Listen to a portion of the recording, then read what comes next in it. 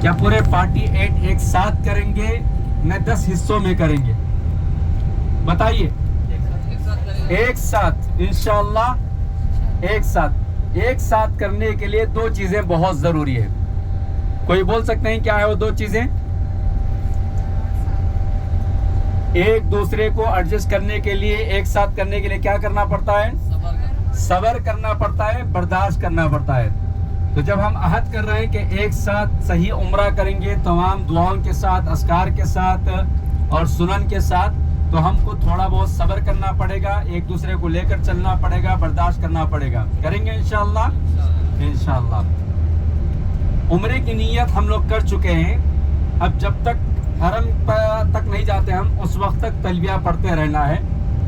عمرے کے اندر ہم جب مسجد حرم میں داخل ہوں گے تو حرم میں داخل ہونے کی جو دعا ہے، عام طور پر عام مساجد اور اس مسجد کے اندر داخل ہونے کی، کم سے کم اس دعا کو ہم پڑھتے ہوئے مسجد حرم میں داخل ہوں گے.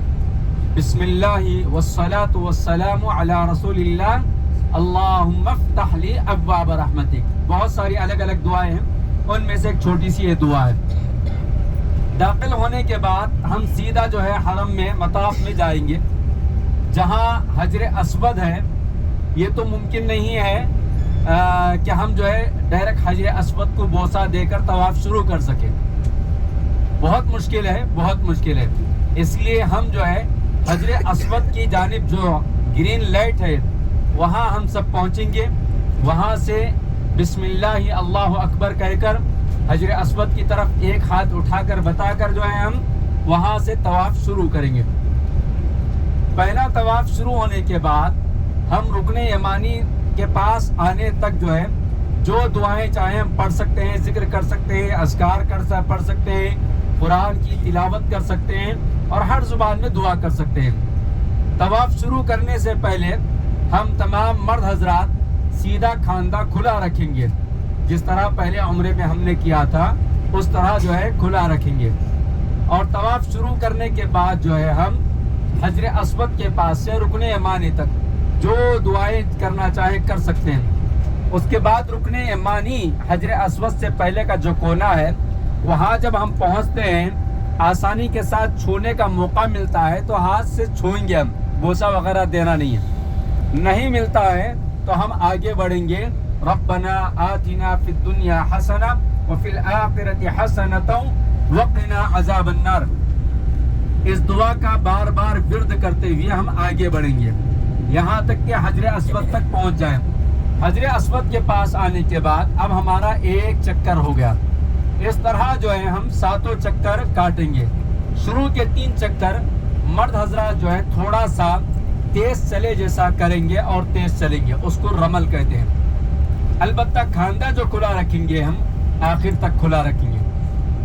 اس کے بعد 7 چکر ختم ہونے کے بعد واتخذوا من مقام ابراہیم مصلی، یہ آیت کریمہ کا حصہ پڑھتے ہوئے تلاوت کرتے ہوئے ہم جہاں موقع ملا وہاں سب کے سب ایک ساتھ 2 رکعت نماز پڑھیں گے. ہم پہلی رکعت میں سورہ فاتحہ کے بعد سورۃ الکافرون یعنی قل یا ایھا الکافرون، اور دوسری رکعت میں سورہ فاتحہ کے بعد سورہ اخلاص یعنی قل ھو اللہ احد پڑھیں گے. اور اس کے بعد دعا کرنے کا موقع ملا تو دعا کریں گے. ہم وہاں سے نکل کر ہم صفا اور مروہ کی طرف جاتے ہوئے درمیان میں زمزم کا پانی پئیں گے. ہم اس کے لیے ہم مختلف دعائیں اور نیت کر سکتے ہیں، لیکن پیارے نبی صلی اللہ علیہ وسلم کی ایک مسنون دعا ہے، اللہم انی اسألک علما نافعا ورزقا طیبا وعملا صالحا ودعاء متقبلا. اس دعا کو پڑھ کر زمزم پئیں گے اور تھوڑا سا سر پر لگا لیں گے. پھر اس کے بعد جو ہے قبلہ کعبے کے حجر اسود کی طرف جو ہے رخ کر کے پھر ہم اللہ اکبر کہہ کر صفا اور صفا کی طرف چلیں گے. صفا کی طرف چلنے کے بعد جیسے ہی صفا کا پہاڑ شروع ہوگا پھر قبلہ رخ ہو کر ہم دعا کریں گے. وَابْدَأُوا بِمَا بَدَأَ اللَّهُ بِهِ، یہ لفظ پڑھنے کے بعد قرآن کی آیت پڑھتے ہوئے اوپر چڑھیں گے. إِنَّ الصَّفَا وَالْمَرْوَةَ مِنْ شَعَائِرِ اللَّهِ فَمَنْ حَجَّ الْبَيْتَ أَوِ اعْتَمَرَ فَلَا جُنَاحَ عَلَيْهِ أَن يَطَّوَّفَ بِهِمَا وَمَنْ تَطَوَّعَ خَيْرًا فَإِنَّ اللَّهَ شَاكِرٌ عَلِيمٌ.